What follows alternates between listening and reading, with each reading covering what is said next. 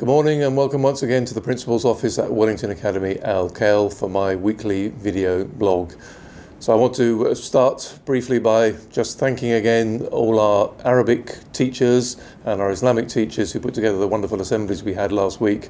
I think probably in total for the 4 performances we had something like 12 or 1300 people in the audience, lots of parents, so thank you for supporting that, and it was great to see the hard work of our students and our staff in that department showcased in that way.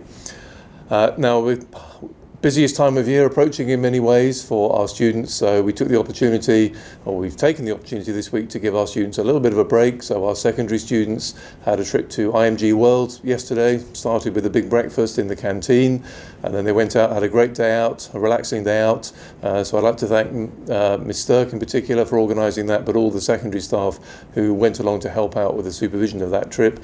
I know, talking to some of the students yesterday when they got back, they had a great time. Our primary students today, from FS1 all the way up, are having their own little parties today, little dance parties, starting very shortly and finishing at 7 o'clock this evening for Key Stage 2, so I hope they enjoy that. And the reason we're doing that this week is because we are approaching our testing time at the end of the year. So we assess children all the way through the year in a variety of ways, but at the end of the year we do like to have a final assessment, really just to see where our students are. So we have what are called our GL tests. These are internationally benchmarked tests which help us to assess how well our children are doing compared with children in not just in Dubai but in other parts of the world. And then each department will be holding their own end-of-year exams. And I just want to make the point, and to our parents who are watching and any of our students who are watching, that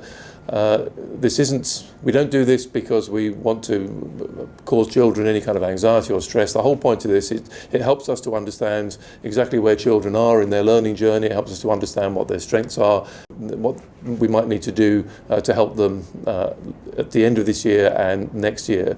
So please don't be anxious about these exams. Don't worry about them. Don't work very long hours. Of course, we want you to take them seriously. We want you to revise sensibly. Make sure that you take advice from your teachers on the kind of things that you should be doing and how you should do them. But they are just a part of the ongoing process of assessing pupil progress. Now we're having them next week and the week after because we're obviously conscious, first of all, that we need to be able to mark them. We need to be able to incorporate the information they give us into the end of year reports, which takes some time to write, but we're also conscious, of course, that Ramadan is approaching, a very important time in the Islamic calendar, and we are currently putting together our arrangements for Ramadan when it begins, so that parents are very clear about school timings and school routines, which will of course change when Ramadan begins. Obviously we're also very conscious of and very sensitive to the difficulties for those students who will be fasting during that time, and the adjustments we make will take all those things into account.